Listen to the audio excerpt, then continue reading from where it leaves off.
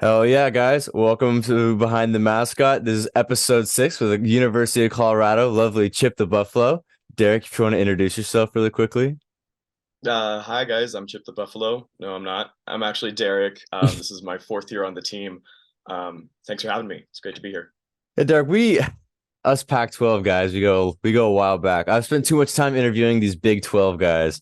So I every single time I'll tell them about our Pac-12 championship game in Las Vegas, and like, you guys gotta go to Vegas?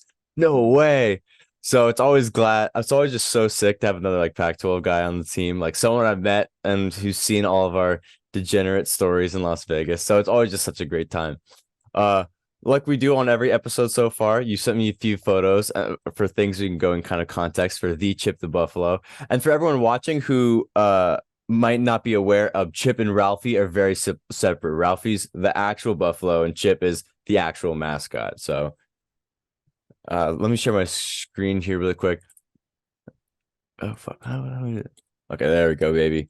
I guess let's start off strong really here. Mascot championships. What was the routine and kind of can you give people like a brief description of kind of what like the UCA is? Yeah, so UCA stands for the Universal Cheer Association. They're under varsity, I think, with NCA and UDA and DA, all different sort of companies that take care of, the cheer and dance world as far as, the NCAA doesn't really count spirit as sports, and so these companies do. And they have their own national competitions every year, and Chip goes and competes every single year, and we have a great time. Um, a little bit of what the competition looks like, it's very, very different compared to cheer and dance routines. As far as like if you're on a dance team, you're going to go and perform like a dance routine. But what they realize is that mascots, a lot of what we do is at our home institution. So the first part, what you actually have to submit to UCA, is a basically like a highlight reel of everything you've done throughout the year. That gets scored and ranked, and then the top 10 from those entries get invited to compete in Orlando with a mascot skit. I could try to describe what a mascot skit is, but I would be horrible at it. So go look some up. They're all over YouTube. But yeah, in 2020 or 2019 was really the fall semester Hmm. that we kind of took this on, and then nationals takes place in January, so it was 2020. We were gunning for it, and we got it, and it was easily one of the best experiences of my life, and that memory will go down in my history forever. I'm seeing Big Boy Chip here with the toga. So what was your skit? If you could give a quick little description. Yeah, so mascot skits, like I said, they're super weird. If you go and you watch some of them, you'll see some of them have themes per se. We really honed in on this idea of the one word skit or the one word theme. So like the year before, they took the word pop and they did all sorts of things with the word pop, like pop tarts and lollipops and pop music. This year we did Grease. So that's why there's the Nice. toga, because Chip ended his skit in Greece. But we also did, Grease the movie with Grease Lightning, or cooking hamburgers on a greasy grill, sort of that stuff. Yeah, it shows like how like a lot of this mascot stuff, people think some of it is just putting on a mascot head and running around being stupid. And while that might be like Oregon State, a lot of it can go a lot deeper in terms of like, oh, so and like plus like these are the guys that do this mascot stuff. Some people might think like, well, why would you even want to go and show up? It's just a stupid trophy. Like these are the guys that get selected for commercials, a lot more national recognition. So like everyone that goes to these mascot nationals, they get like kind of the bigger things, like the Rocket Mortgage commercials. Like you're always going to see Chip the Buffalo because he's always consistently showing up. So that's kind of more context behind the mascot nationals. And plus, it's just always really cool to work with your team and create like a giant skit, meeting other mascots like the Auburn Tigers and friends, and it's just a really cool time. Oh yeah, 100%. I'd also say the opportunity to go to Orlando. I mean, the competition takes place in Disney World, so Hmm. celebrating in Disney World with your team is the most amazing thing ever. Dude, I can only imagine just like running the trophy on fucking roller coasters. Oh, you bet. So this photo, It's a little interesting because I'll just let you explain this one. Oh God. Well, okay. So the reason that I took this photo, is because that is the only picture of me in suit that I could find from my rookie year on the team, my freshman year. And so I took it because that was the only one I had, because that's at, I think, the away game at Washington State or whatever. Mhm. But the headline is true. Um, Chip has gotten in hot water a couple of times throughout the years, especially when I've been on the team. Um, and yeah, so for those of you who don't know, in 2019, we had Mel Tucker as our head football coach, and he was planning to stay and build the program, and he made promises and said, "I'm staying. I've been." Oh, and so the tweet that this is referencing is Mel Tucker tweeted, and he said, "I've been offered spots at many other universities, but I plan to stay at Colorado and build the program." Fast forward 2 weeks, and he leaves for Michigan State, and we all call him a snake. And so when this news broke that he was leaving, Chip, eager as he is, jumps on Twitter and copy and pastes that tweet that says he's committed to Colorado, where it says, I, Chip the Buffalo, have been offered, after coming and winning a national championship, I've been offered many positions at other universities, but I'm committed to Colorado. And it got so much attention. We were asked to take it down, I think, within 3 hours of us posting it. But of course, you get your screenshots, Oh, and then 100%. this news article popped up. It's history. Dude, like, okay, first off, what is like what is this article? You see, like right here, it's just like it kind of like juts into the photo and then juts back into the photo. That's like weird, like design. I don't know why they don't just make it on the left side, but that's a really fucking funny photo. What did the article say? Was it just like the super butthurt Michigan State fan?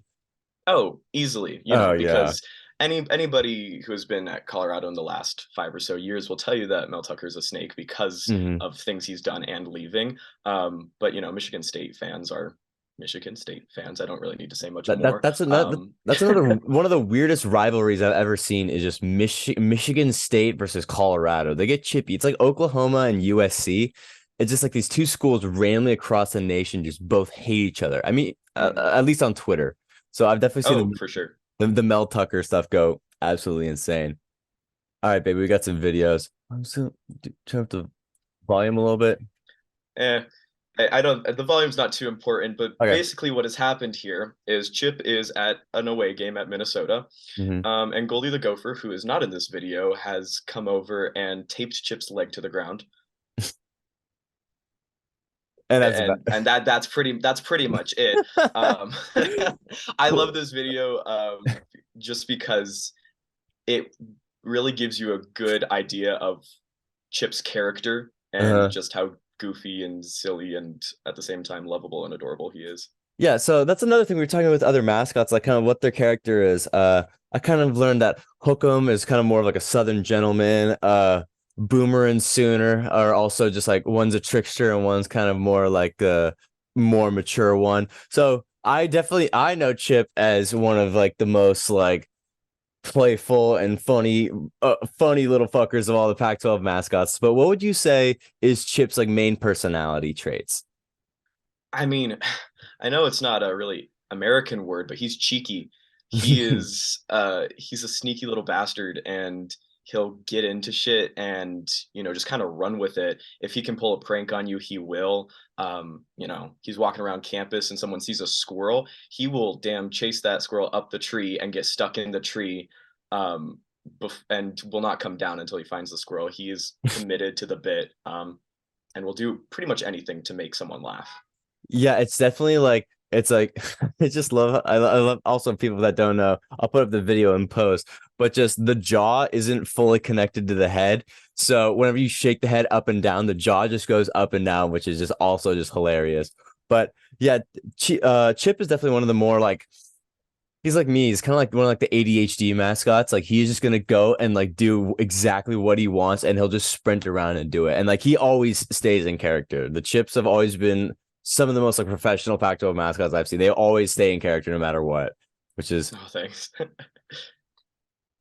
Speaking of staying in character, see the thing is like uh, You don't even know people are like recording you at this point. You're just staying in character. Like Yeah. Um, the look up at Funny enough, this is actually one of my good friends. I'm the one filming this video. But a little bit of context, this appearance, the Denver Zoo does this beautiful zoo lights presentation, and every year they have like a CU night or something, and so they Mhm. have us there. But they have us there for, I shit you not, 4 to 5 hours into the night. And if you've ever done a mascot appearance, 1 hour is a lot, Mhm. especially to keep yourself entertained and to keep other people entertained. So this is about hour four. And I just caught him doing this and I laughed so hard. People thought I was actually insane. No, and like one of the funniest things is like he's like wearing the Santa suit. Oh yeah, Is yeah. that, I could just imagine going insane, being in the Denver fucking zoo for 5 hours, having to deal with little kids like nonstop. And it's like you ask like, all right, can we go home? You're like, and say, no, can you just stay for one more hour? This is exactly what I do. I'm just losing my mental sanity. Oh Oh yeah. man. It used to be a lot worse too. They used to have Chip's mom and dad come with him. Mhm. So you had three performers doing 4 hours and then one handler having to take care of them all. It was a nightmare. We gave it to the rookies this year. Oh yeah, yeah. There's also fuck. I haven't even talked about that. Like the mascot hierarchy of like the seniors and the seniors and juniors. They get like the best skits. They get the travel. They get the away games. They get all the fun stuff. Meanwhile, when you just start off as a mascot, like you kind of have to work your way up to it. I mean, granted, we like to give our younger guys like a football game or two just to like reward them for their time spent. But the younger guys in the mascot hierarchy always have to spend a little bit more time to work up Yeah, into that. I mean, especially with our team dynamic, we don't have a coach, and our closest thing to a coach is kind of like our spirit coordinator. So the vets who have been on the team, even if they've just been on the team for a year, really have to, um, create an environment where the rookies are comfortable to, come into their own as performers. And that's really, really hard, but there is that dynamic of seniority, as much as they may grit their teeth at it. Yeah, no, yeah, we've always had the seniority thing. I've always just kind of taken that for granted. But you talk about that freshman transition of like when you first put on suit and you're really awkward and like having to get past that phase. How long did that phase last for you of just being like you're first in suit? Because I've seen all of our mascots, they just kind of like lock up and they like don't move. They kind of look back and forth their first time in suit and like you had to like Mhm. really like push them into everything. So what was your first time in suit like? Oh God. Um, uh, my first time actually in suit and out in public was during my tryouts. Um, they had us as part of our tryout. They had us do little walkarounds Hmm. around campus. And I kind of freaked out because not only is it physically exhausting, but your mind is racing and you're trying to, you know, if anybody's ever done theater before, you know how hard it is to become a character, and then to do that and improv with it and still be funny, is really hard. So my first time, uh, God, I was at the time I didn't pass out, but I almost did. Um, and it's okay when Chip disappears, but when Chip disappears and is like lying down in a bush, you kind of wonder if he's okay. So you have to collect yourself and get back up and get out there.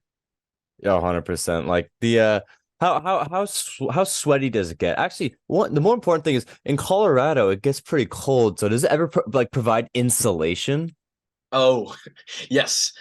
You will, yeah, it's really nice, especially when I don't know why they ever have us out on campus when it's like freezing, but they do sometimes. But you don't get cold until you sweat through the fur, Oh and then the no. fur begins to freeze, and then you get absolutely like is the coldest I've ever been was like at an away game and it was raining. So the first half of the game I was fine because I was warm and I was protected from the rain. I didn't really care. Then when the suit became wet and the wind picked up, that wind chill went straight through the fur right to my skin and I froze my ass off. I was so cold. Holy shit, I've never thought about it that way. You literally freeze within the suit. Like you Yeah. lose, but like you lose all your water weight. So like you're already dehydrated and then you freeze. There's nothing. Oh my God. Yeah, I've never thought about it that way. That's so funny, but not. That's also horrible. Oh definitely man. something to experience at least once. Oh, it's a classic. Speaking of Chip in the Tree, this video already just ended, so I'm just gonna put this on repeat right here. Let's play I Spy really. Yeah, Let's man. play I Spy. I love this video so much. This was forever ago, but I have it on my phone for the reason it's so funny. Um, there are many, many, many times where I will have to ask myself, how did he get up there?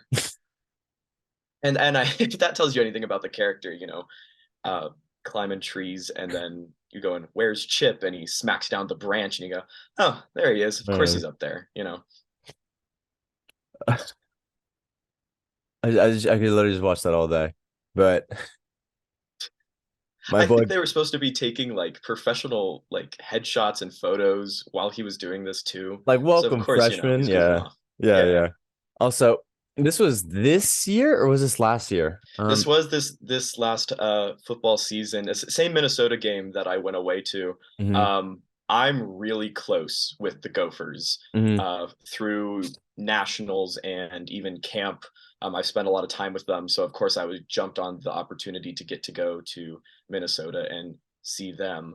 But this was a little bit where it was Goldie's birthday, and I was like, shoot, I should have like done like a present prop or something. And then I was like, mhm. hold on, I have an extra jersey. Let me give Goldie a Colorado jersey and put his name on it. And so that's what this picture is. Later in the game, they gave me a Minnesota jersey with Chip on it that I wore for much longer. And since we were getting absolutely smacked at football, people kept on saying, Chip wants to transfer. Yeah, we'll talk about because I feel like not a lot of other schools know what it's like to go 1-11, 2-10. But we'll because I've had to be there. My freshman year, I wasn't the mascot. I was in the band, so I would have to sit there while Justin Herbert and the Oregon Ducks put up 58 against us. And in the Mm, fourth quarter, they have to go, "That's an OSU first down," and you have to like play music, but you're like, "This is miserable. I hate this." mhm. Granted, Colorado might have had that this year. Future looks bright. Don't get me wrong; it looks very bright because Deion Sanders and all the new recruits. But how was it hard to get people like hyped up this season or not? Because I actually saw Colorado had a lot of fans still there, regardless. Yeah, we shout out to our student section, shout out to our Colorado's fan base. They are dedicated, they are loyal. I grew up in Boulder, so I'm one of them, and I know it hardcore. But yeah, they showed up and showed out. But the trouble is with trying to give a little bit of a performance and hype up the crowd is they feed off your energy and then you feed off their energy. So even if there's a ton of people there and they are just not having it, your performance is gonna dumb down a little bit, unfortunately. And you resort to things like playing solitaire on the side of your field and getting in trouble for that. Oh, well, you got in trouble for that. I've definitely seen the solitaire video. Yeah, so that's another time that we got in hot water for going viral again. But yeah, we were kind of getting beaten in whatever game it was, and we had a deck of cards, and so we said, okay, Chip, do you just want to start playing cards? And he's like, sure. And it was low energy and it was fine for the moment, but of course, Barstool gets a hold of it, they blow it up, they post it everywhere, and all of a sudden you have a video of Chip playing solitaire, and then it zooms in on the scoreboard and we're down by like, I don't know, 30 or 40. And then you get calls to the athletic director's office saying what's going on here, and then he comes down on the assistant athletic director, who comes down on us, and we have to say, we didn't intend it like that. But little do they know that just after he stopped playing cards, he was polishing. We have Colorado on the side of our field Mhm. spelled out. He was polishing the L in Colorado, and we thought the picture of that was pretty funny. He was polishing the L on the side. Yeah. Oh man, actually, I remember when I took my trip up there, that like because it's kind of like angled up, right? Mm, That was still the most intense other fan interaction I've ever had. I've met Duck fans. I went to Autzen, University of Oregon Stadium for our rivalry game, and they were still not a third as scary as Colorado fans. Holy shit, I thought I was gonna die. Being on that upper like level, um, mm. I went over there and I had a sign that said like I hate CU, but if you opened it up, it would say like it sucks to be a CSU Ram, right? Mhm. Um, so I went over there and I was like trying to start the bit, and I think the chips at the time knew I was gonna do this bit, so the chips were like bringing me over and we like do a fake fight, but then like so many like students were booing that Mhm. like it was so intense. I think I got like a lime thrown at me and a battery. So I was like, oh no, I'm like ready. I'm like kind of like egging them on because I'm like, all right, let's do this. They're gonna love this. And then a marketing lady just comes, she grabs me like, sorry, like you can't be here. Like Yeah. they're getting too riled up because that was actually a very close game that Colorado ended up winning and storming the field. So they had all the energy in the world against Oregon State. So that Yeah. was another crazy game. Yeah, those dedicated students and fans are insane. They will even get feisty with Chip sometimes, and you Really, kind of have to take a step back. One time when we beat Nebraska my freshman year, I was watching that game. Nebraska Colorado rivalry. It's a huge old Big Ten thing. Um, the students stormed the field, and so we barricaded Chip, and Chip goes, "No, I want to jump in the crowd." Like the students who are storming the field, he's like, "I want to jump in there." We go, "Okay, but we're gonna like have to be hands on at all times." And so he's weaving his way, and some I really hope he wasn't a student because he looked old. He was very, very, very drunk, and he gets so excited when he sees Chip, like in the most loving way possible. He gets so excited, he runs up, gets through us all, and just gives Chip a big bear hug in the nicest way possible, but definitely, kind of aggressive. One of my vets, grabs this man who's bear hugging Chip and throws him to the ground with the force of I've never seen anything like it. And this man gets up, brushes himself off, and goes, "I love you, Chip," and runs away, like nothing had happened. And I go, "Did that really just happen?" So he's like halfway through tackling Chip, and then you just like to rip him off. He's like, all right, love you, and just heads off. Yeah, yeah, literally ripped off and thrown to the ground, and gets up and runs off like nothing happened. Oh yeah. So you're that was your freshman year, right? Right. And you were handling at that point. I feel like that game was like super early in the season. So did you come into Colorado and like become a Chip right away? Yeah, so I mean, I always tell people that got into mascotting by accident because, like I said, I'm from Boulder. So when I found out I was going to CU, I looked for something to do. Um, while I was still in high school, I was like, maybe I should join a club. I saw mascot tryouts. I went to the tryouts. They gave me the spot, and I was like, well, here we are.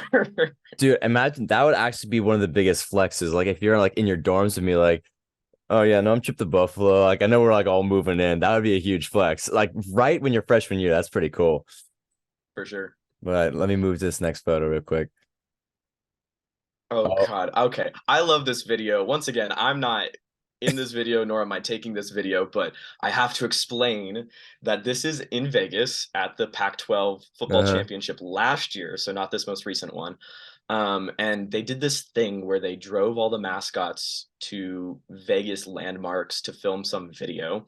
And here they are at the Welcome to Las Vegas sign, very iconic. And they're posing for a picture in front of the sign and a police car, which is kind of odd. And so there are all the mascots getting ready, posing for this picture. And the guy filming this video is like, "Where's Chip?" And so he turns around and Chip is there and he shakes his head and he goes, I'm not taking the picture. And then he goes, "Great, Black Lives Matter." I couldn't see what he was doing. Oh, like he wouldn't. That's a fist up. He didn't want to take the photo because he was in front of the cop car. Yep. I mean, if you can, the audio on this video is the guy who's taking it. He just Let me cackles, and I love his laugh so let me much. turn up the audio. Oh my God. Yeah.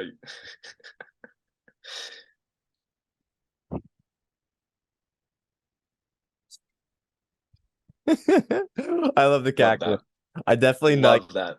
I won't say their names, but I definitely know exactly who both those people are Oh yeah. on the tip group. I know exactly who they're. Oh, wait, actually, that's me right there. So I definitely know who's there, Hmm. and I definitely yeah. Oh man, but that Vegas trip, and you were there this year, and Hmm. we filmed the commercial all around Vegas, and it was pretty ass because it was like super hot out. But you guys did it all within the stadium this year. Hmm. Okay. Right. That must have been pretty nice because yeah, I'm sorry. Must have been pretty nice because at least you didn't have to interact with people. But all right, man. This is the lowest quality image. I'm gonna treat this with delicacy because I know people actually got injured. But would you like to explain Oh as God. someone who you weren't there for it, but you know pretty much identically what happened? Oh yeah. What happened? So if you look up Chip the Buffalo on Google, you can tell already from the autofills, but if you just hit enter, probably the first thing that will pop up is Chip the Buffalo t-shirt gun or something like that. And for those who are listening and who don't know, how could you not, first of all? Second of all, um, at some football game before I was on the team, there was a t-shirt gun malfunction. And per this video, which went viral, um, once again goes viral, it very much looks like Chip the Buffalo has shot himself in the dot dot dot as the video is titled. um, Dick, I'll say it. yeah, dick, balls, whatever you want to Groin, say. whatever you want to say. That's what it And appears because it's taken from a distance. yes, it's taken from a distance. It's a very poor angle. Um, and the university, after this happened, uh, did not allow any information about the incident to get out, which is why the narrative is that he shot himself in the balls with because he had it pointed the wrong way. In Mm. reality, this is not what happened. As I'm sure many of you could imagine, there's some ulterior um, explanation. What did end up happening is they gave Chip, the university, the marketing department, gave Chip, I want to say that t-shirt gun was 30, 40 years old by this point. Oh no. Um, and the pressurized canister that, fills with air and then releases to launch the t-shirts was so janky and so broken that they would just fill it up as much as they possibly could and then just like pull the trigger again and again until it would finally release. Um, but instead of releasing the air into uh, the chamber that had the t-shirt in it, the whole backside of this air pressurized canister blew off its welding and into and into Chip. Poor poor Chip. Now, luckily, this person who was in suit is the most physically fit person I have ever met in my life. Mhm. Because had it been me, I probably would have died. Um, it was, yeah, he got very, very injured to the point of, they took him off. The rest of the videos, they take him off a Cart, yeah. in an ambulance in a cart. He spends some time in the hospital. He gets released from the hospital. Later that night, when he's sleeping, he wakes up in a pool of his own blood. And he gets sent back to the hospital, finds out that something with his kidneys, or it might have been his liver, I think it was his kidneys, are not okay, has to spend more time in the hospital. And then, he made a full recovery, but had it been anyone else, I don't know if they would have. He got really, really injured. Yeah. And this is the first time you'll hear this story because, like I said, the university wanted to cover it up, um, especially after it gained such national attention. This video went viral. I think it ended up on Colbert did a little thing on it where they're like, this mascot shot himself, and they didn't know what to do with it. So the university just like, Like don't talk he's about okay. yeah. That's all we're gonna say about Yeah, I it. think it's about like 5 years have passed from that now though. So I think Yes. it's about time people should know that like it's not a haha funny Chip shot himself in the dick. It's this t-shirt cannon malfunctioned and it led to him going to the hospital and waking up in a pool of his own blood. Like it's Yes. I remember It's oh sorry, go ahead. I was just gonna say it's very unfortunate that we're not allowed to say anything about it. But if you if you go to the guy's house, he has framed the jersey and it is ripped from about his shoulder all the way down to the end, just a huge hole. Like it blew through the jersey. I'm surprised it didn't damage the suit. But Oh, it, really? yeah. So like this bottom corner is just like ripped. Oh yeah, it's shredded. It's literally shredded. See Like that? you gotta think this pressurized canister. I can't even imagine the force that it blew off the literal welding of the canister. How much force was blown into his side. Oh, Jesus Christ! And Also, it's yes, it didn't hit him in the groin or the dick or the balls. It hit hit him him in the kind of in the kidney. side. Thankfully, I don't think he would have a dick if it did hit him there. But just from this famous video, that's what it looks like. Oh yeah, man. That one's pretty gnarly. I've probably told this story on this little interview series enough, but just for you, I had an incident where like I was at the Jimmy Kimmel LA Bowl and Jimmy Kimmel's mascot fell and like put a giant knee right in my sternum, and like Oh, all the camera crew was freaking out and all that. And I was okay luckily, but it made the ESPN like bottom 10, and then like look at this epic fail. So I definitely know like there's sometimes like you just wish you could just like grab the fucking like sports media by the throat and be like, don't do this, you assholes. But it's not always like that. But I think we have one more video right here. classic. Oh, what So was that? What was that hand? The hand slap. So, Chip has his family who come out for the family weekend game every year. So that's mom and dad, and then his little brother Scrappy is around there somewhere. Um, and they just mascot around the field for the whole football game, which is awesome. They have their own unique characters, which I love. But I was filming this. I was filming these two for stock footage or whatever, and man, they really love each other. But I think what's even more interesting is that our band, our marching band, has an affinity for Chip's mom like no other. And they will make T-shirts about it. It started out as a really funny joke. Like Chip, like the band loves Chip's mom. They would always say, "Where's Chip's mom? How's Chip's mom?" And then they started to make it weird. Um, and yeah, it's kind of gross now, I I will say. I definitely just think this video is so funny because Chip's mom and dad, they love each other, but I just the two people in suit at this point are just laughing their ass off. Yeah, Oh, they're having a ball. it's probably just like two dudes. And he's like, "Dude, I'm gonna slap your ass." Oh man. Yeah. I love how like the cheerleaders, you can just see them like dance. You can just see the cheerleaders dancing, like "Go Colorado," and you can see out of the corner of their eye they turn their head, and just it's Chip's mom and dad just making out, slapping each other's ass. I love that. That is so funny. That is so Uh, yeah. that is so awesome. And I think that ends it for all the Chip videos we got. So I'll stop the screen recording. But from the Chip Buffalo mascots I met, they seem also just very interconnected. It's like everyone's a big group of friends. Yeah, your coworkers, but these are your boys and these are your friends. These are everyone you're gonna do stuff with. So how close are you and the other Chip mascots, you'd say? Oh, they're my best friends. Um, you know, I I just groomsmen for one of my vet's weddings. He just got married in like October, and that's so special to make these kinds of friends because you're right, you do work with them, but at the end of the day, you're spending so much time with them. Unless you really have a problem with someone on your team, there's no way you're not going to become best friends. I know a lot of there are some teams that are really strict and will really treat this like a job.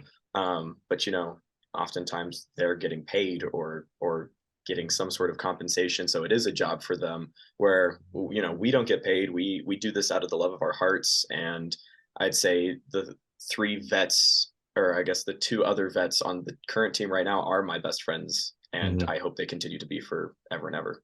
Yeah, it's pretty hard not to become best friends with someone when the university flies you out to Las Vegas during dead week, the week before finals, and just you and your friend sitting outside in the sun, just sending Snapchats to everyone, being like, "Fuck you, I'm in Hmm. Vegas." Uh, yeah, those Vegas trips. What's one of your favorite stories from one of those Vegas trips? Because that's Oh always been God. I Um, I love how I won't name names, but I love how Chip would always hit the slots and then I would always go hit blackjack. That's always been the most fun. oh, well, Or there's one chip that loves blackjack.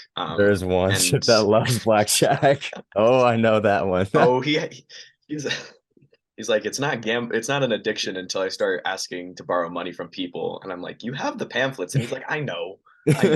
He's fine. No, He's great. he's fine. It's the funniest thing is he'll definitely because all the mascots we all the Pac-12 mascots we go out in a herd at night. We all kind of like Mhm. meet up in like well usually the Luxor or Excalibur and we all go out and then the specific Chip mascots with us and then I feel like he always like splits apart, goes plays Yeah. blackjack and then somehow like at like the wee hours of the night at 2 in the morning, when I'm just like stumbling on the strip, we always like run back into him. Oh yeah. That's He happened like 6 days out of like uh the 12 we've been there. yeah, he will disappear and then come right back.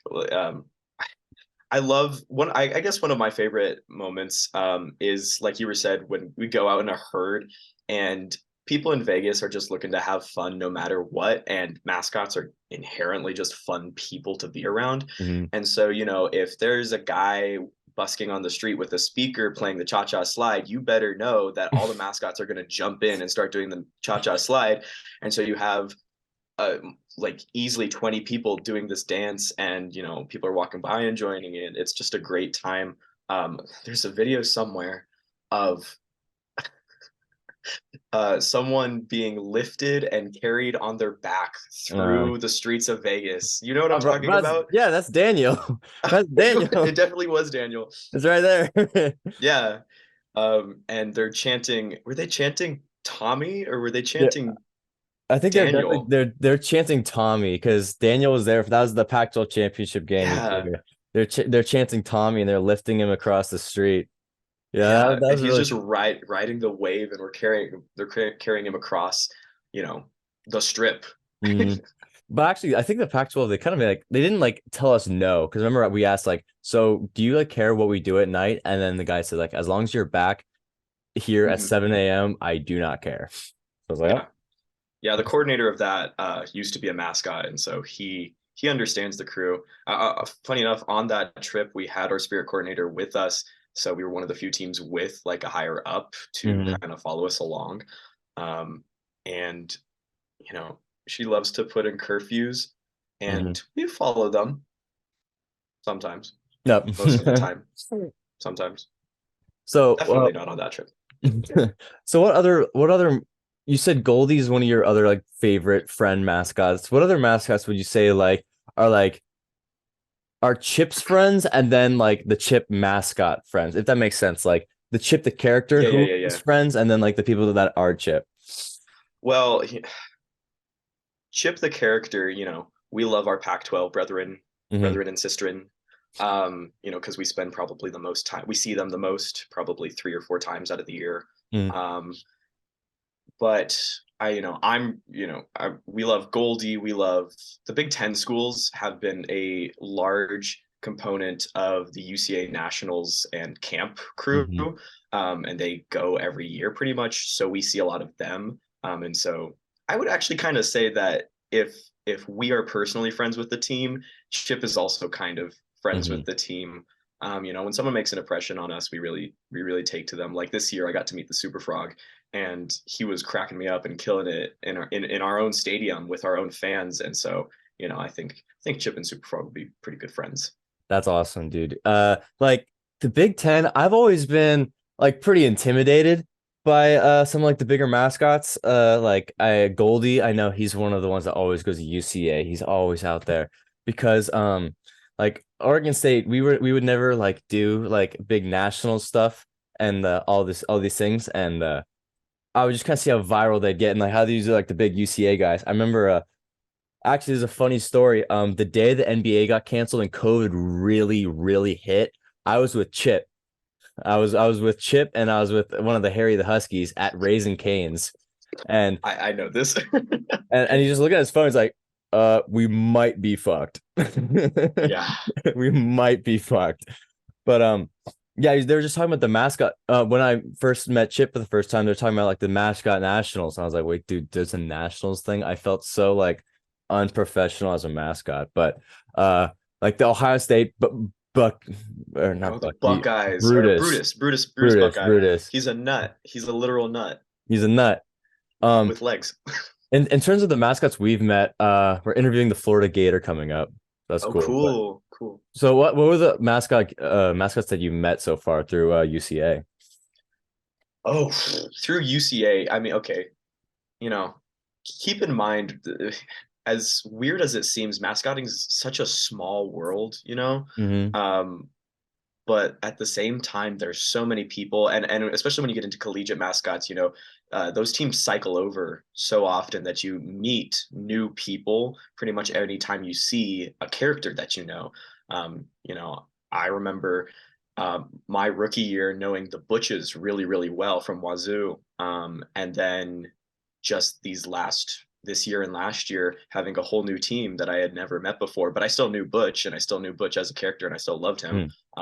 But the people aren't too different. They're just, different teams. Yeah, I mean, those they still know how to act the Bush thing. They still do like the little hand wave in front Oh, I of love the. that. But so I guess another kind of thing, and it's kind of like a more broad thing in general. What is Chip? Well, this is kind of interesting because the other mascot I talked to Texas, who Hookem has Bevo, who is just like an Mhm. actual live mascot, and you guys actually have Ralphie.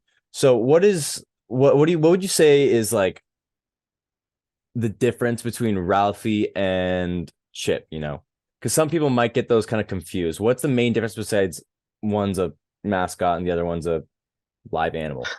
Well, I mean, people call us Ralphie all the time. It's like calling the duck Puddles. I Mm-hmm. know that's kind of like a nickname and there's not Hookem an was saying actual the same. Puddles, but you know, so anytime someone calls Ralphie, Chip turns around and shows him Chip on the back of his jersey, and they go, "Oh, sorry, Chip. We'll learn." Okay.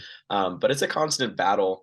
Ralphie as a live mascot, as a live buffalo, is pretty insane. And the fact that, for those of you who don't know, we run her on the field before every single home game, and then again at halftime.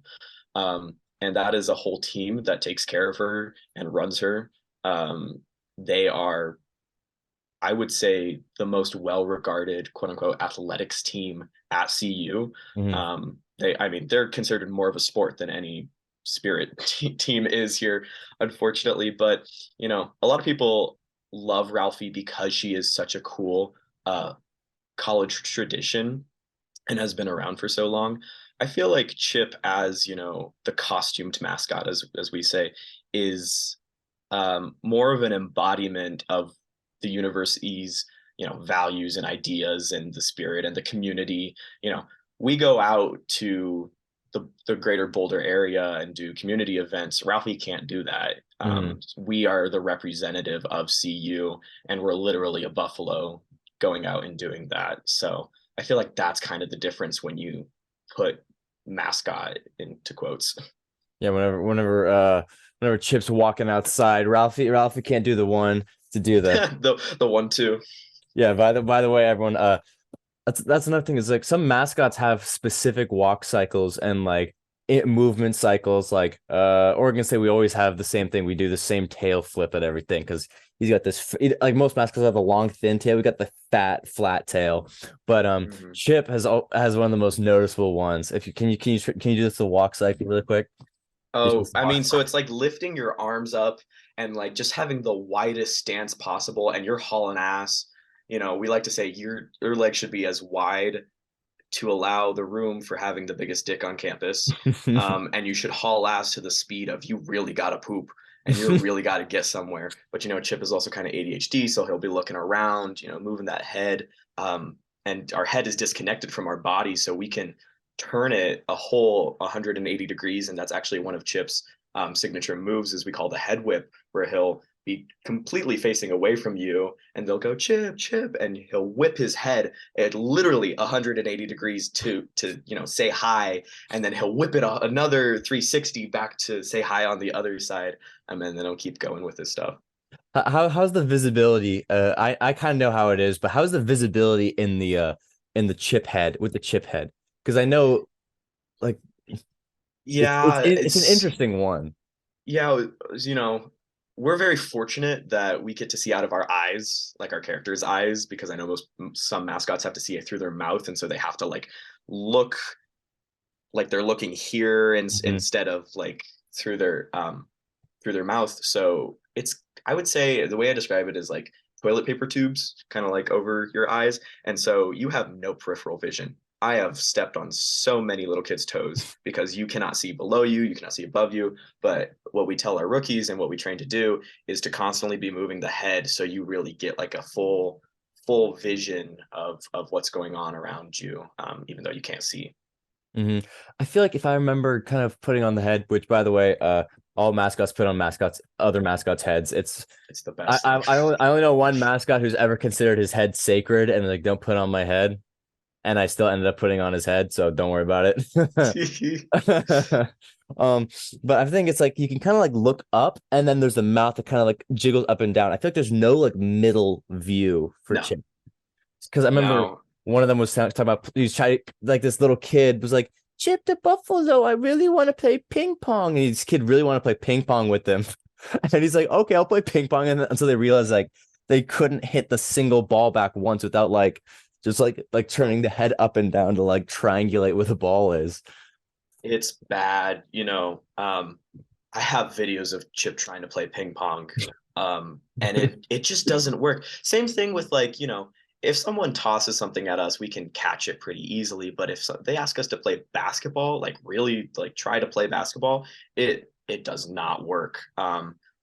We have those mascot basketball games at the Pac-12 basketball tournaments that they have us do, and there's a video of Chip literally just like eating it because he goes for the ball and trips over, I think it was the tree, and literally cannot see.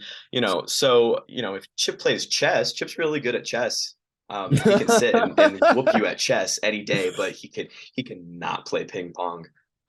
It's so hard. That is so funny because when I talked with Max about the basketball, that same basketball game, he was like, "Yeah, no, it wasn't like the tree, the one trying to like slide tackle everyone, run into everyone." So it's so funny that you also just brought it up unprovoked. Like, yeah, no, this Oh, is I think I tripped over the tree. The fucking Stanford tree cannot play basketball. He just runs into people and plays defense, and it's the most nightmarish scenario. I mean, he's got little T-Rex arms too, so he can't like stick his arms all the way outside the Yeah, tree. yeah. And so I that's all I remember is he would just run into you and you'd go, "Are you serious?" Yeah, no, because like we had like a mask. It was Pac-12 North versus South, and Yes, yes, yes, yes. I think it was like me, Butch, and Harry were like, "All right, here's I guess the game plan. Like, pretty much just give it to the duck because he has the best visibility." And then Right. like Tree, I don't know what to do. And he's like, "I'm just gonna play defense. I'm just gonna fucking run into them." And I'm like, "We're like, wait, what?" It's like, dude, trust me. So of course you and Max had the horrible experience because they were Pac-12 South, just getting decked by the tree. Oh, it's still so funny. Like I'm sure there's like videos of it. I think Max has a video of it too. But Yeah. yeah, those sorry, my tangent, but yeah, that's another thing is we couldn't see either. It was all swoop and the duck because they could actually have Yeah. full visibility and they could see Right. directly in front of them. Oh man. God, must be nice. So how many people kind of know on campus that you guys are chip on a scale of like super secret like the duck or like you kind of just get drunk and tell people Benny the Beaver. Like, where are you on a scale of 1 to 10? You know, I'm being completely honest. We're kind of in the middle, maybe a Mhm. little conservative, because we tell our rookies that, if they just start telling people that we have to, release them from the team. If anybody, finds out and makes a big deal out of it, they kind of get kicked off, and so we abide by those rules ourselves. But at the same time, we've had instances where, you know, um, people will come up to us in suit and yell our real names, and you have to not go, what, who's calling my Oh, name? that's You a have hard to, one. you Yeah. only can respond to, Chip. And it's hard. I would say, you know, we try to tell as few people as possible. Obviously, you can't avoid like employers, sometimes professors, Hmm. you know, significant others, family. Um, but really, that's it. And I know some teams don't even go that far. So I say we kind of run down the middle. I've seen some Pac-12 mascots are even super secretive where they it was like the basketball tournament, and like so we were like taking off our heads in front of the band because we figured the band kind of knows us. They see us like on the trip with the bag, but some other mascots would have to go to the bathroom to change and just like come back out. They could not be seen with that. So every school has their levels of like secrecy to Yeah. that. I'll say the school that I know, I think, well, there's two that has the most secrecy. One is Bowling Green.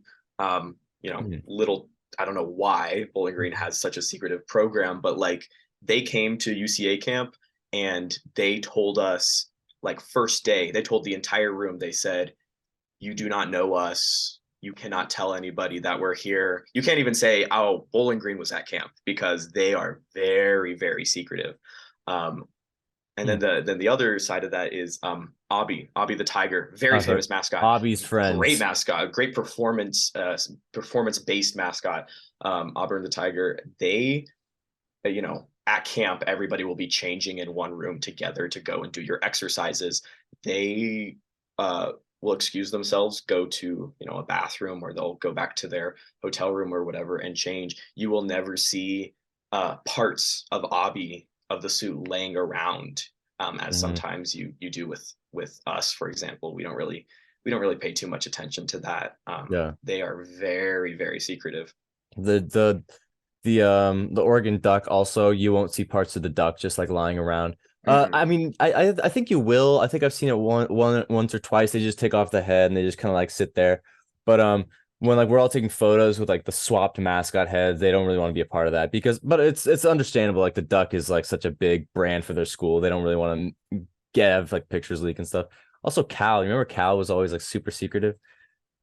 Yeah, Cal's interesting because Oski is, they don't really have a true spirit program. And so Oski is just done kind of by volunteers who, what do they call it?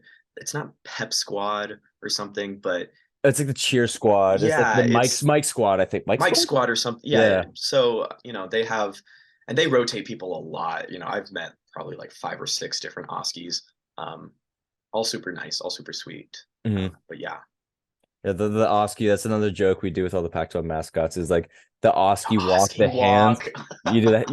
The Oski walk. To do the Oski walk, you put your hands behind your back. You kind of like lean forward and then you take 14 Xanax and then you just like walk with a small prow across. Uh, Oski is one of the more interesting mascots, and I love him because he's so like interesting. He's what we kind of define as like a heritage mascot, in the Hmm. sense that they designed him in, I don't know, the 60s, the 50s, whatever it was, a long time ago, Hmm. and they have kept that design. They have never updated it. Could you imagine if they still had Chip from the 50s? It'd be horrifying. Oh, It'd dude, the be Benny the Beaver rat terrifying. suit. Yeah, like this Yes. rat with giant teeth. Like, oh yeah, but I grew up in the Bay Area. Oski, I have a giant like cow thing over there. Oski was my first mascot. Mhm. So when I saw Oski, I mean, I gotta see Oski like put the straw. That's another one that we need to Oh my talk God, about. the That we need to straw. talk. We need to talk about the straw. Uh, Pac-12 champs. I was with Swoop and Wilbur, and we were just both super hot. And I was like, Oski, I need some water because Oski has his own like little like mug of like he can like just squeeze with a tube. I'll let you tell the story. I don't mean to mansplain at all, but No, no, no. I've only seen it done a couple of times because they've stopped doing it because they got in trouble, um, for other liquids going through that straw. But most mascots, they can't take water breaks unless they fully take the head off. And so Oski kind of found a way around this. And what they did is they cut a very small hole in the mesh of the eye of one of the eyes, and they would feed a tube through the eye into the performer's mouth, and then they would squeeze their water bottle, and that's how they would get water without ever taking their head off. Um, if you ever witness this, it is disturbing, and it's so weird. It's so weird. Oski, I love Oski. He's just a weird Oh, old man. That's his character. He's just a senile old man. I love when he's just sitting there, just like smiling, and then he's just not moving. And you just like the water just gets sucked up like into the eye, and, like he's like not uh, moving. You just hear it in the yeah, suit. It's so funny. I remember I literally asked Oski like, "Yo, can I have your tube for a sec?" So I like just put it in their water, and I like hooked it underneath. yeah. I've used the Oski tube before. That's awesome. Um, Uh, Man, I love Oskies. I love all the Pac-12 mascots. They're just all so unique, and that's kind of like mhm. why we wanted to start this. Is everyone's got so many crazy stories that are like completely different, and then also just like the exact same. Like there's so like universals. Like no matter what state, what conference you're in, like everything's been so like I don't know. I just feel like people kind of want to know, of Yeah, like for everyone sure. kind of wants to hear stories of like what their mascot because everyone kind of assumes like that dude on the field has got some interesting stories, but like they don't even know the half of it, Oh, right? yeah. So I guess if you could give like some like closing just final remarks about being a mascot, some angelic stories or some God, horror stories. Like what no, is what does being a mascot mean to you, yeah. I mean, fortunately, I don't have any like really bad horror stories like a la the T-shirt gun or anything like that. But instead, I have made, like I said, some of my best friends through this, and I've Mhm. had some of the most amazing experiences. Mascotting has allowed me to travel all over the country. I've gotten to see parts of the country I never would have imagined that I would want to go to. And now I have friends in those parts of the country. Like, you meet, you not only is your team your best friends, but sometimes you become best friends with people who live halfway across the country, and you want to go see them. And that's amazing. I think personally, one of my favorite experiences was this last fall. Chip got invited to go to a wedding, as sometimes he does. But this wedding was in California, in Palm Springs, and it was the first time that someone had ever wanted to fly Chip out and go do this wedding. These were alum, and they are true alum, and I love them dearly. But I had no idea what I was getting myself into. I thought I was, just going to fly out to Palm Springs and get to do this wedding. What it ended up being is the families of the bride and the groom took me in as part of their own family, as a fellow buff, and they you know treated me like I was their son almost, and then I got to go perform as Chip at their wedding, and it was a great surprise for all the guests. But spending 3 4 days on your own can be hard, especially when you're supposed to keep your identity pretty secret. But having these people take you in, and now I have their Christmas cards, and I know their kids, and I'm going to send them my Christmas cards next year. It's just such a wonderful experience that I never could have possibly imagined would be a thing. It goes a lot deeper than football. I've always said this that while those might be like some of the most bombastic memories of just like watching Ralphie run and all this crazy stuff, a lot of the moments that stick with you are a lot more those interpersonal moments of going to a weddings and establishing those relationships and because we are like the school's biggest fans, right? And being able to spread that spirit and getting to make sure that you have like those Boulder or those Buffs fans or those Beaver fans, getting them to be like, oh hell yeah, like they want their mascot at the wedding, like and being able to like do that for them, I always just think is like some of the coolest stuff to do of all time. The Yeah. smaller events. I mean, you might not be very good at playing ping pong with kids, but at least just like trying, or like being at the Denver Zoo. There's always for me, always some of these things like in the moment might have been like, oh, dude, I'm exhausted, I'm tired, but I'll keep on waving. But in retrospect, I'm like, dude, I wouldn't give it up for the world. Oh, yeah, easily. And I would, I say I came into mascotting by accident, and it was the best accident of my life. Mm. Happy accidents. Yeah, and that's what me and Daniel we wanted to do with like, college mascots because professional mascots they get paid and they, get that's kind of their career choice. But a lot of us college mascots, we just stumbled into it. Like you found it through. Well, I don't know, pointing this way. I got to point this way now. Uh, you you you stumbled into all of this because like you're in high school and you're like, I want to find a club, and then you become Chip, and you're like, that's cool. Yeah, Meanwhile, there's a guy in my fraternity who just grabbed me hungover at 6 a.m. said we're going to Benny tryouts and just pulled me there, and that's how I got in. So just the way everyone gets in is always just super cool. But yeah, I don't really know where to go from there. That's just kind of yeah. the It's mascot world. it sticks with you, man. Even people will think that you're only a mascot for the time you're in school, but that's not true at all. Um, you know, we have a tradition, and I know other teams have this tradition as well, where we tattoo Mm. our butts. So I do have Chip's. It's big. The Chip's face on my ass, um, and it'll stick. It'll be with me forever. But the memories will be with me forever, and the connections that I've made and the experiences that I've had. You know, I I would dare someone to tell me a better way to do college. Um, Dude, yeah, honestly, yeah, find a better way to do it than going to all these games, being courtside, being to travel, getting to hang out with like your friends, flying across the nation with your friends, hanging out with the cheerleaders. It's awesome. By the way, that picture of the wedding, the Chip wedding, got sent to the Benny group chat, and the oh one no. Benny who's pushing to get tattoos, like, see, the Chips are fucking doing it. We got to do it too.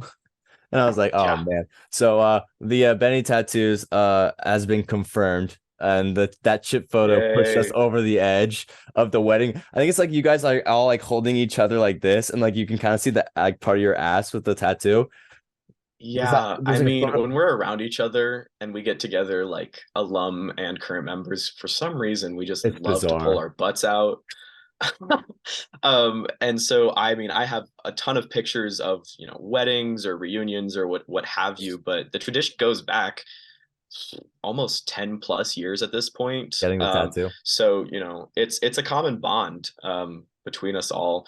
I mean, UCA, they love to say that mascots are a fraternity, and I hate that because it's kind of cringy, but they're not wrong in the Oh, sense that we're all brethren and sisterin of, keeping the traditions alive of our institutions. yeah. Um, Yeah, and yeah. just like hopefully with this we can just kind of have like interviews with like all the other I didn't want to say like podcast because I feel like that's kind of like overplayed, like a little bit. Mm, I like more the term interview of like getting to know and figure out all those things. But uh like you mentioned like a line of the mascots is like like you're a line of the alumni, but like there's like a 50-year long line of people that led you up to this point. So it is kind of like you're in this like the Stanford tree. Did you know this? The Stanford tree has a Wikipedia page of like every single tree. yeah, because Like, their identity is public, so. yeah. So it's always cool just kind of being at the end of that long institution line. And Oh, for sure. I mean, the Chip's origin story is not. I don't think it's on Wikipedia. I don't think it's on any official CU website. It's passed down orally from the original Chip in '62 all the way down, and I will tell it to my rookies, and I hope they tell it to them, and it will keep on going. that's the big secret that we were not going to tell on here.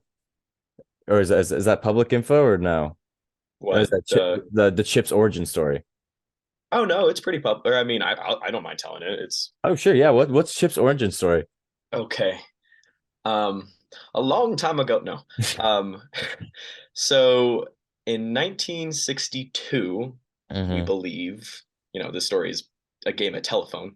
Um, there was a super fan of CU who wanted to get into football games for free and realized that, this is right around when they were kind of debuting Ralphie, but she wasn't like super on the scene, but they still were the Buffaloes.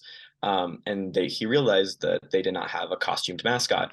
And so his bright idea to get into these football games for free as a super fan was to make his own buffalo costume out of paper mache. And it was big, brown, kind of pointy, had really devilish horns and a long red tongue that hung out of his mouth. Mm. It looks bizarre. I don't even think there's a picture you can find, but from what I was described, it's bizarre. And so one game he just shows up and he goes, "I'm the mascot," and they go, "Cool," and they let him on the field to watch these games for free.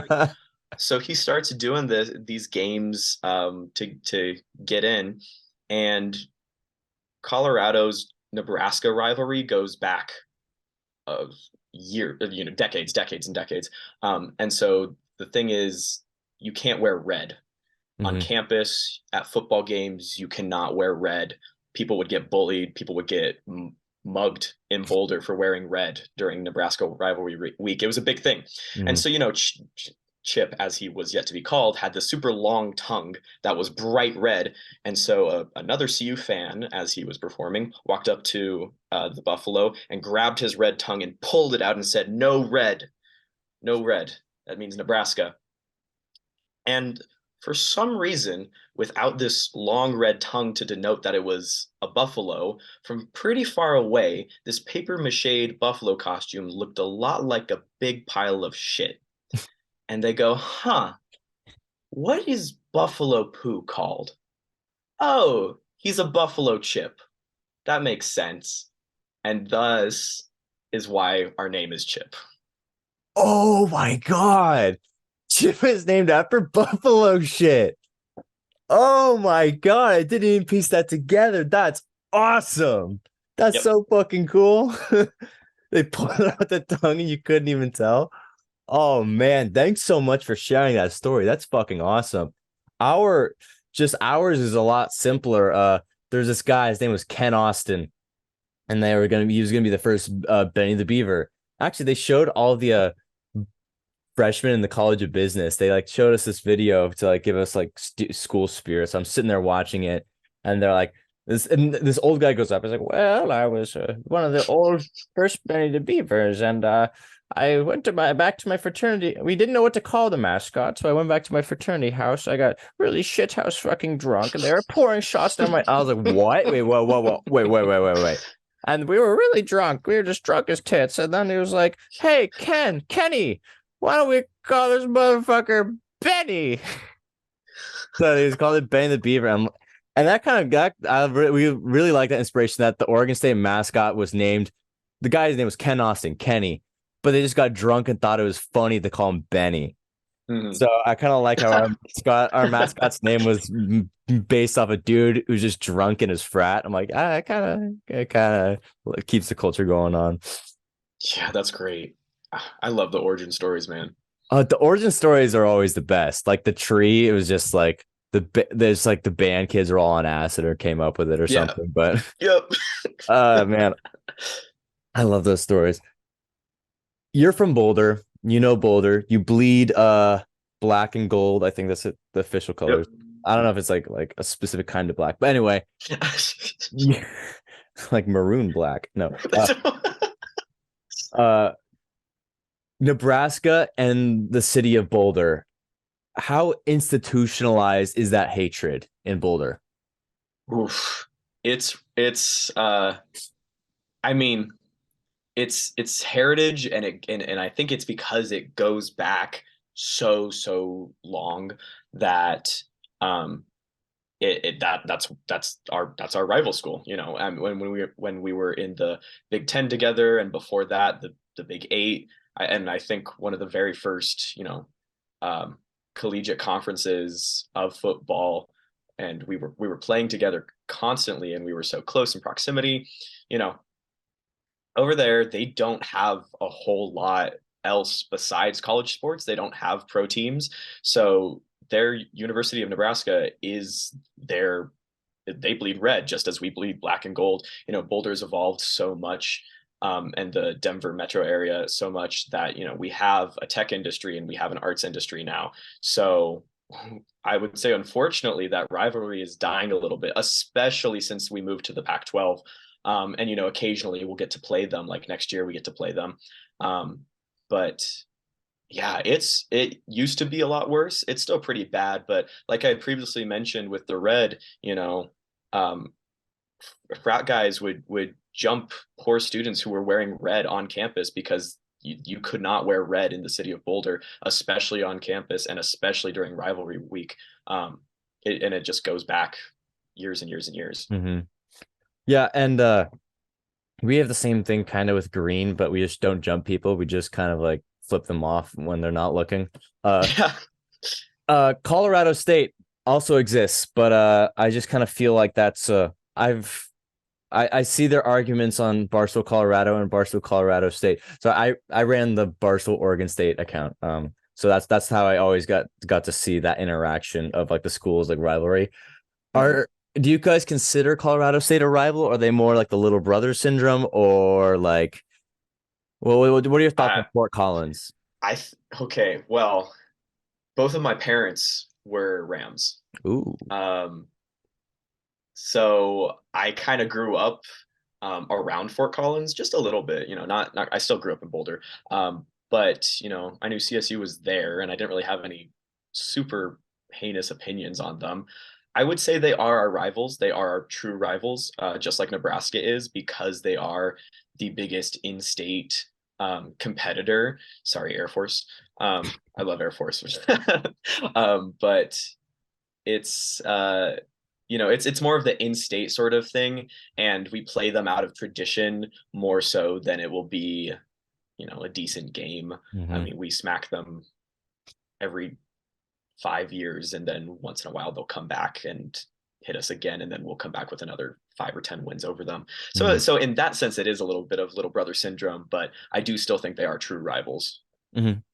Yeah, and like you guys played in basketball, and that's when I saw Deion Sanders come up. Was that the Deion Sanders game? Were you there for that?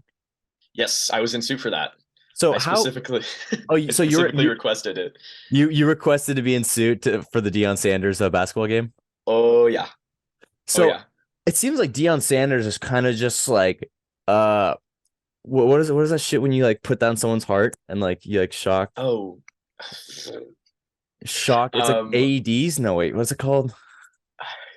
Regardless, why am I that's blanking this on it? Yeah. that's what Deion Sanders seems to be doing to Colorado athletics. Their Instagram page is doubled in Colorado football's doubled in Mhm. size in the past 2 months. Um, I'm trying to watch, not like trying to watch, like I got interrupted, but I'm watching like the playoffs, NFL playoffs, and then here comes Deion Sanders, and he's wearing a Boulder hat, and then he Mhm. gets like Peyton Manning say "Go Buffs," and I'm just like, Oh yeah. this is fantastic for the Pac-12. I Oh yeah. absolutely love every second of it. I mean, so how is Deion Sanders changed Boulder and like the vibe around athletics and the social media interactions this past few months? Oof. It has been a whirlwind. Like you said, he definitely jump started um, any sort of hype around Boulder, especially football. Coming out of horrible seasons and having, 3, 4 coach changes in the time that I've been here. It speaks a lot to what our program has been through.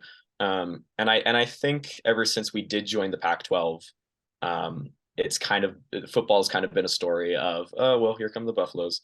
We had one good winning season where we went to the championship in like 2016, I think. But Mhm. other than that, it's been very mediocre. And as someone who has lived here all my life and has seen the rise and the fall and the rise again and the fall again, um, I think a lot of us true CU fans we were just fed up, and we just needed like to hit the reset button as hard as we possibly could. And I think that's exactly what he's bringing. You Mhm. know, with culture too. I mean, it's not like he's coming in and he's bringing his baggage, as he says, but he's not scrapping any of the traditions or any of the heritage. There was a he's excited but still scared at some points to run with Ralphie. If you've seen that video where he says, "I'm kind of scared of Ralphie," and we're like, "You shouldn't be that scared of Ralphie. You don't really interact with her a whole lot." Um, but yeah, he really, like I said, it was just a reset button, and it's what we needed, Mhm. honestly. Um, like you said, I was at that CSU basketball game, which I think it was the first time that I had seen our basketball arena sold out in almost a year, Mhm. really. And I think it was because it was the CSU game, but there was also this buzz among the student body that he was going to show up. And he did. And we were all very surprised because I had been told earlier in the day that he wasn't in town because he was flying back and forth, you know, Mhm. fixing different things and working on stuff. And then when he showed up, the energy in that arena. I always say I love basketball more than football because you can feel, literally Mhm. feel the vibrations and the energy in that arena. The moment he showed up and the moment he like got up and he waved to everybody and people were chanting his name at a CSU game for basketball, like had nothing to do with anything but just the Boulder spirit. Mhm. That kind of symbolizes the most Boulder shit I've heard in my entire life. Just like at a Colorado State game, everyone's buzzing if Deion Sanders, our new coach, is gonna come out, and he walks out. Or no, he's in like the back row, wasn't he? Yeah, He was he super he high came up. through the tunnel, so he came through courtside and he Hmm. went up about 5 or 6 rows. I was expecting him to sit courtside, but he goes up about 5 or 6 rows and he sits next to our athletic director and our chancellor. Yeah. It's definitely an appearance, it's a big He spectacle. knows spectacle. He knows spectacle. Hmm. Yeah, we don't know if he's gonna. It's hard to change a 1-11 program overnight. We've seen that, but Hmm. as trust me, as well, you've seen ups and downs, and but as someone who's my freshman year was a 2-10. The year before that was 1-11. Hmm. The process comes back and it's genuine, and I'm excited for Colorado fans to finally get what they deserve in a great coach, a great atmosphere. Because when we played Colorado this year, people were kind of leaving by the third quarter because the score was like 35-0. Yeah. So we're glad Colorado can come back and be competitive.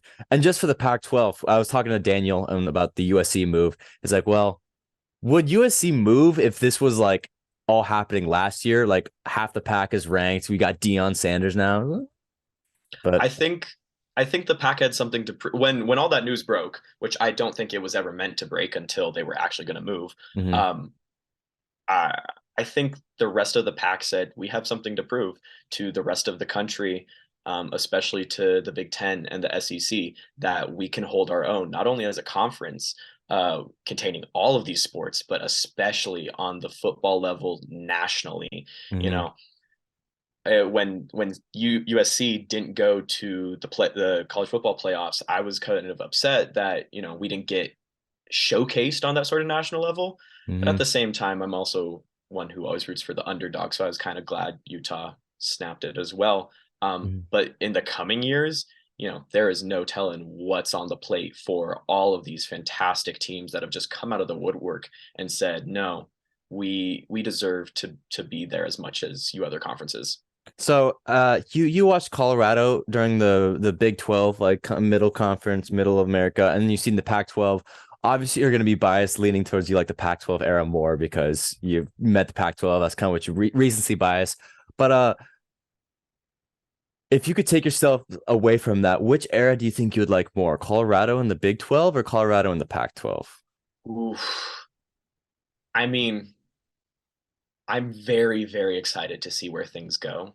Hmm. Um, and so maybe the Pac-12 era a little bit, but we as CU fans live with a chip on our shoulder that we do have a national title from 1990, and we always chirp Oregon and say, "Well, you guys don't even have a national title." Oh, Um, dude, I do that fucking every day. Every um, day. 0,000 uniforms, zero natties, baby. Fuck the. Oh, sorry. Yeah, no, no, and I mean, so we live with the the 90s or the late 80s and early 90s. I would have I would give a lot to have seen not only Boulder culture, but CU culture during that time when we were at the top of our game, when we were making the college football playoffs every year. What I would give specifically to be at the Colorado Michigan game in I Mm, think it was 91, 92, the Miracle at Michigan. It's like a yeah. big deal. We still talk about that here like as if it's was a moment in history. Um, It seems Boulder is kind of a town of passing down tradition. There's so much, there's so much there. And even just kind of walking around Boulder, it's very like that one area with all the bricks. There's like Chip and there's like the giant there's like all these like restaurants that are on these like sky high buildings, all oh, these like yeah. lights that are like kind of going around. And just walk around there. Boulder is definitely just a magical place. I absolutely love Boulder, like genuinely. I can definitely see that being when you're like near campus, like the tradition getting passed down, going to those college bars, like the old like jerseys that are hung up. So having that national championship in that history, I think it's about goddamn time Boulder has returned. Make Boulder great again. Yeah. I mean, people are talking about, so I mean, I'm graduating unfortunately Mhm. because we're slated to start our next season away at TCU, which is going to be a tough game because it's our first game, That might be and pretty TCU tough. is great, but we That played might them be pretty last tough. year and we held our own, as bad as we were. So, but then we come home and then for a 2 game homestand we play Nebraska and then Yes, CSU you, yeah. at home, and I will drop everything and run to be at those games. With Deion Um, Sanders, I think with that's just the spark plug you need. Oh, there are rumors that that Nebraska game might get ESPN Game Day because who's Nebraska's new head coach?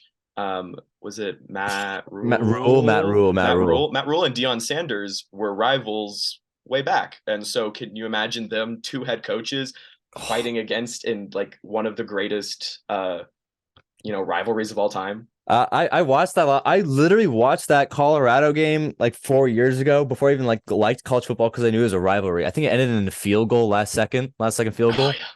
Oh, it was Because I wild. I watched that game and they like kick off and like Nebraska like takes it back to the house and they kick it off to Colorado and then Colorado takes it back to the house. Like every play was like 80 yards. That was an Mhm. awesome game. But yeah, man, I'm glad I got to finally talk about Colorado State. That'll be a great jumping platform for the program, and I'm super excited uh For sure. for Colorado. Um, Once again, I just want to say, I don't know, thank you so much for just like coming on here. I hope you had a good time. At least I'm gonna edit this all together, and it's gonna be super awesome and cool. Um, yeah, my kind of goal with this was just to like have stuff written down, talk to other mascots, and like it's gonna. I still have a lot of episodes to go through. So I'm Mhm. gonna finally edit that and edit the highlights. I don't think I'm gonna need anything else from you per se, but I think we're ready to wrap it up. Unless you have any one more stories you want to tell off. Ah, man, I just want to say it's been an honor. It's been a pleasure. I have enjoyed myself. You talk to if you meet any mascot, ask them to tell you stories because they will tell you stories and they will tell you Mhm. damn good stories. Um, that's my one piece of advice to anyone who runs into anybody in this weird goofball community, whatever you want to call it. Yeah, I know we Yeah. could both go off for like 10 hours, but Oh, like, yeah. but for people that aren't listening, like we've already met each other in Vegas. We've already done like we already know each other. I'm so glad to have another Pac-12 mascot on here. I didn't know the chip story. That was fucking awesome though. So thanks so much for coming on, Derek. It's been an honor, and I'm gonna end the recording right here, but we could talk for a little bit more after. So thank you, everyone who's been behind the mascot episode 6, I do believe, and come back next week. I believe we have. I think the Florida Gators. I'm pretty sure it's Florida or TCU. We'll play it by ear. All right. Peace, everyone. See you.